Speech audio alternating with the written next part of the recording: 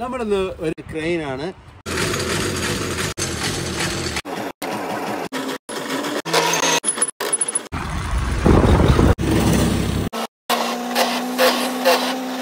ഇന്ന് നമ്മൾ ഒരു സ്പെഷ്യൽ ആളുമായിട്ടാണ് വന്നിരിക്കുന്നത്. ഏകദേശം 1998 മോഡൽ 407.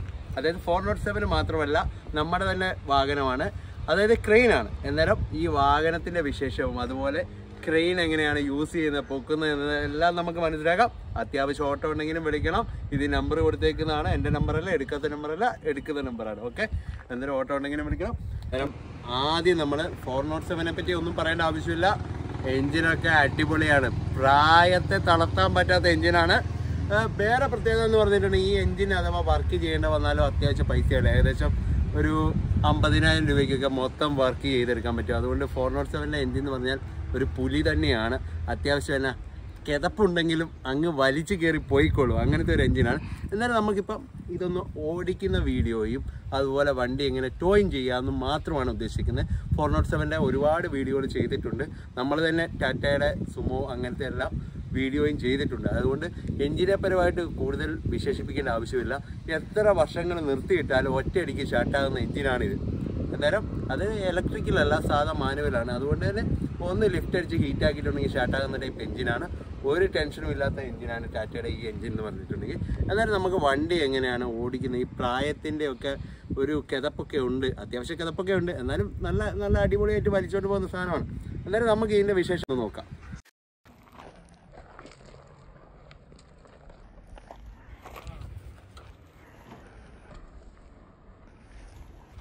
അന്നേരം അത്യാവശ്യം എന്താ പറയുക, ഇതിൻ്റെ സ്റ്റാർട്ടിങ് എല്ലാം അത്യാവശ്യം ഓൾട്രേഷൻ ചെയ്തിട്ട് സാധാ രീതിയിലുള്ളതാണ്. അതായത് പ്രസിംഗ് സ്വിച്ച് ആണ്. കീ ഒക്കെ ഇത്ര വർഷമായതുകൊണ്ട് കംപ്ലൈന്റ് ഉണ്ട്. പ്രസിംഗ് സ്വിച്ച് ആണ്.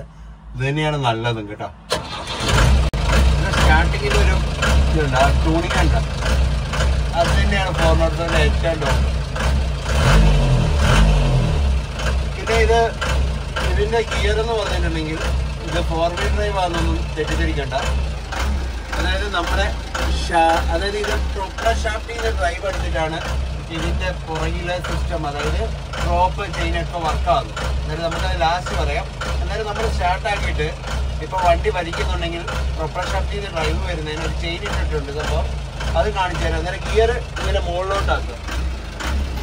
ന്യൂട്രിട്ട് മുകളിലോട്ടാക്കുമ്പോൾ ഓൾറെഡി അത് വർക്കിംഗ് ആവും. വർക്കിംഗ് ആവും. ഇപ്പം നമ്മൾ ഈ ഗിയർ ഇട്ടുകൊണ്ട് വണ്ടി ഓടിക്കാനും പാടില്ല. ഈ ഗിയർ ഇട്ട് വണ്ടി ഓടിച്ച് ഷാഫ്റ്റ് പൊട്ടിപ്പോവും, അങ്ങനെ ബുദ്ധിമുട്ടുണ്ട്. അന്നേരം സിമ്പിൾ ടെക്നോളജിയാണ്, അത് നമുക്ക് പുറത്തുനിന്ന് പറയാം. അന്നേരം ഈ ഗിയറിലാണ് വണ്ടി പൊക്കുന്നത് കാര്യങ്ങൾ. അതായത് ഇത് 4 വീലല്ല, ഈ ഗിയറിലാണ് ഇത് വണ്ടി പൊക്കുന്നതും താഴ്ത്തുന്നത്. ഓക്കെ, അന്നേരം നമ്മൾ ഓടിക്കുമ്പോൾ ഈ ഗിയർ എപ്പോഴും താത്തിയേ വെക്കാവുള്ളൂ. അന്നേരം അതിൻ്റെ ഡ്രൈവ് ഒഴിവാകും.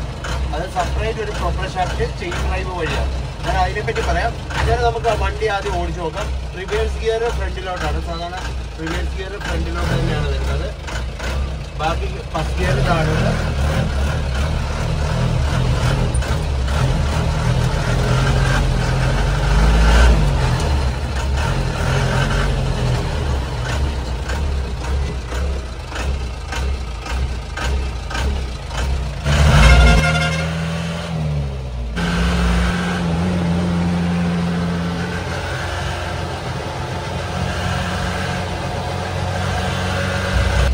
ഇങ്ങനത്തെ ഈ 407 ഒക്കെ ലോറി ഓടിക്കുമ്പോൾ ഒരു വേറൊരു ഫീലിംഗ് ആണ്. നമ്മൾ വണ്ടി ഓടിക്കുമ്പോൾ തന്നെ ഒരു പഴമയുടെയോ എന്തൊക്കെയാ പറയുക, ഒരു ഫീലിംഗ് എന്ന് പറഞ്ഞാൽ വേറെയാണ്. ഇത് ഓടിച്ചിട്ടുണ്ടെങ്കിൽ നമ്മളിപ്പം കാറും ലക്ഷറി കാറൊക്കെ ഓടിച്ചിട്ട് ഇതിലേക്ക് കയറുമ്പോൾ വേറൊരു വൈബ് തന്നെയാണ്. എനിക്ക് അത്യാവശ്യം ലോങ് ഒക്കെ പോകാൻ ഇത് ഭയങ്കര ഇഷ്ടമാണ്. അത്യാവശ്യം ലോങ് ഇതുകൊണ്ട് പോകുന്നതാണ്. നമ്മുടെ ഈ ചുരമൊക്കെ കയറി പോകാനൊക്കെ അടിപൊളിയാണ്. നല്ല അടിപൊളി വേറൊരു വൈബാണ്. എന്താ പറയുക, വേറൊരു സെറ്റപ്പ്. അന്നേരം അത്യാവശ്യം നമ്മൾ വെട്ടിച്ചും ഇതൊക്കെ പോക്ക് നടക്കില്ല. നല്ല 100 പോയിട്ട് കട്ടൊന്നും ആക്കാൻ പറ്റില്ല, അന്നേരം മറിഞ്ഞു പോകും. അത്യാവശ്യം നമ്മുടെ ഡ്രൈവർമാരൊക്കെ നല്ല പറക്കുന്ന ടീമായതുകൊണ്ട് ഇതുവരെ മറിഞ്ഞിട്ടൊന്നുമില്ല. ഒരു സൗണ്ട് അത്യാവശ്യം ഇവിടെ ബൂട്ടൊന്നും ഇടാത്തതുകൊണ്ട് സൗണ്ട് അത്യാവശ്യം ഉള്ളിലോട്ട് വരാനുണ്ട്.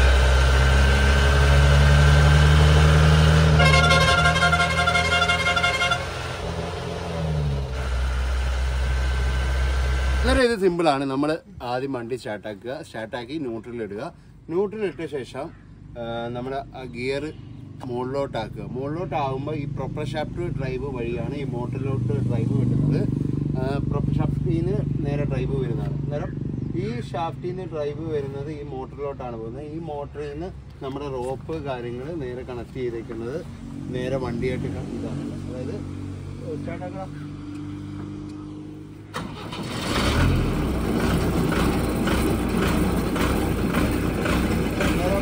ആക്കാൻ വേണ്ടി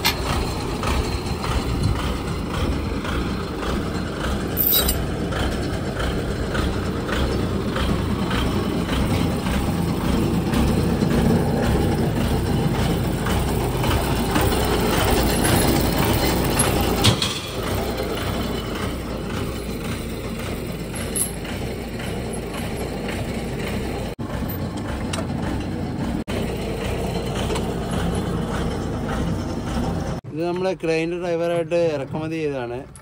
തമിഴ്നാട്ടിൽ നിന്ന് ഇറക്കുമതി ചെയ്ത ആളാണ്.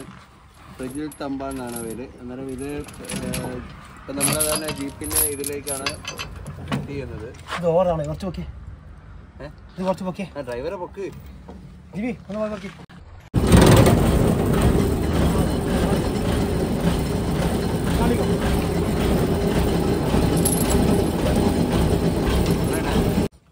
ഇത് ചെയിൻ ഇട്ടിട്ട് ലോക്ക് ആക്കുന്ന സിസ്റ്റമാണ്.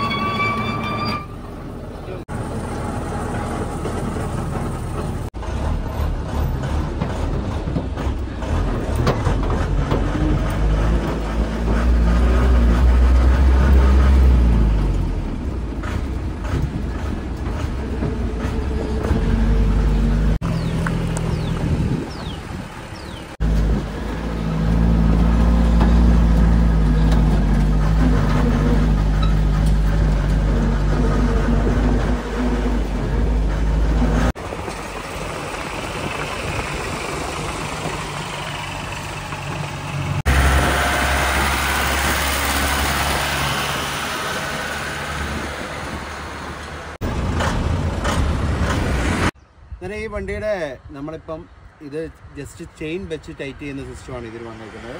അതായത് കാറായിട്ട് ആണെങ്കിൽ നമ്മൾ ലോവർ ആമിലിട്ട് ലോക്ക് ആക്കും, ജസ്റ്റ് പ്രസ് ടൈറ്റ് ആക്കും. ഇപ്പം കണ്ടില്ലേ നമ്മൾ ലോവർ ആമിൽ കാര്യങ്ങളൊക്കെയാണ് ടൈറ്റ് ചെയ്യുന്നത്. അതായത് ഇതിപ്പം ന്യൂ ജനറേഷൻ വണ്ടിക്ക് ഈ ടൈപ്പ് സിസ്റ്റത്തിൽ ഇത് നമ്മളിപ്പോൾ മാറ്റാൻ വേണ്ടി ഉദ്ദേശിച്ചത് വേറെ സിസ്റ്റത്തിലേക്ക് കണക്കുവാണ്. അതായത് വീലിനെ ലോക്ക് ചെയ്താൽ മാത്രമേ നമുക്ക് വണ്ടിയുടെ ബമ്പർ കാര്യങ്ങൾ ഡാമേജ് വരാതിരിക്കുകയുള്ളൂ. വീലിനെ ലോക്ക് ചെയ്താൽ മാത്രമേ.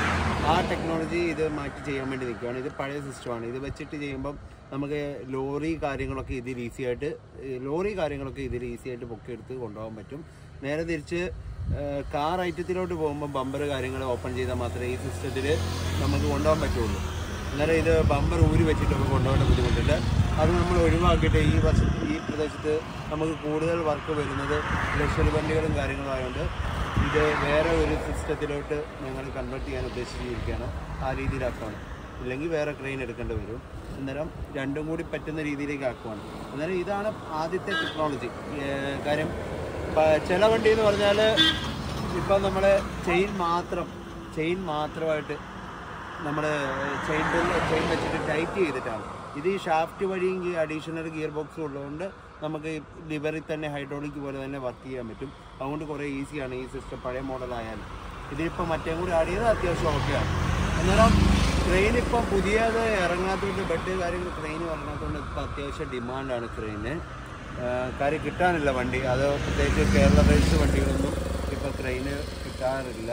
പഴയത് മാത്രമേ ക്രെയിന് ഇപ്പോൾ കിട്ടാറുള്ളൂ. ഏകദേശം ഒരു 5-6 വർഷമായിട്ട് ഇപ്പോൾ ക്രെയിൻ അങ്ങനെ RT അപ്രൂവൽ കൊടുക്കുന്നില്ല. അതുകൊണ്ട് പഴയ വണ്ടിക്കും ഇപ്പോൾ നല്ല ഡിമാൻഡായിട്ടാണുള്ളത്. അന്നേരം നമ്മുടെ ക്രെയിനിൻ്റെ വിശേഷം നിങ്ങൾ മനസ്സിലായല്ലോ. അതായത് നമ്മൾ സിമ്പിളായിട്ട് പറഞ്ഞുള്ളൂ, അത്യാവശ്യം പൊക്കുന്നതും ഓടിക്കുന്നതും എങ്ങനെയാണ് ഉപയോഗിക്കുന്നതെന്ന് മാത്രം കാണിച്ചിട്ടേ ഉള്ളൂ. അന്നേരം ഇതാണ് ക്രെയിൻ ലൈഫ് എന്ന് പറയുന്നത്. ഇത് സിമ്പിൾ ടെക്നോളജിയാണ്. അതായത് ഈ ക്ലാമ്പ് ലോവർ കാറായിട്ട് വേണമെങ്കിൽ ലോവർ ആമിലോട്ട് ലോക്ക് ചെയ്തിട്ട് ഈ കൊളുത്തുമായിട്ട് ചെയിൻ ടൈറ്റ് ചെയ്താൽ സംഭവം സക്സസ് ആയി വണ്ടി പൊക്കാൻ വേണ്ടി പറ്റും. അന്നേരം ഏകദേശം മനസ്സിലായല്ലോ, ഫുൾ പറഞ്ഞു തന്നില്ലെങ്കിലും ഏകദേശം മനസ്സിലായല്ലോ ക്രെയിൻ വെച്ചിട്ട് വണ്ടി പൊക്കുന്നത്. ഓക്കെ, അന്നേരം അടുത്ത വീഡിയോയിൽ കാണാം.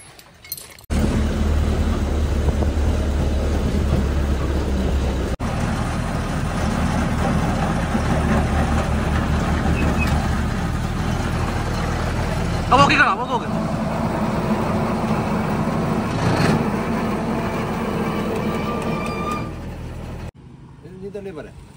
മൂട് കാരണം ബാറ്ററി പോയാൽ പോട്ടെ. 2,50,000 കൊടുക്കാം. അന്നേരം ലക്ഷം ബാറ്ററിയുടെ പൈസ കൊണ്ട് മേടിക്കണം. നോ ബാർബിൽ 2,50,000 ഒരു ബാറ്ററിയുടെ പൈസ വേണം. ഈ ചെയിൻ ഡ്രൈവ് വഴി പാട്ട് മനുഷ്യ എടുത്തു വെച്ചിട്ടുണ്ട് പറഞ്ഞോ. ആണോ? എന്നാലും പാടോ പറയുന്ന ഓർമ്മല്ലേ. എടുക്ക പറയട്ടെ. ഇതാണ് നമ്മുടെ ഡ്രൈവർ, നമ്മുടെ ഗുണ്ട വിത്ത് ഡ്രൈവർ.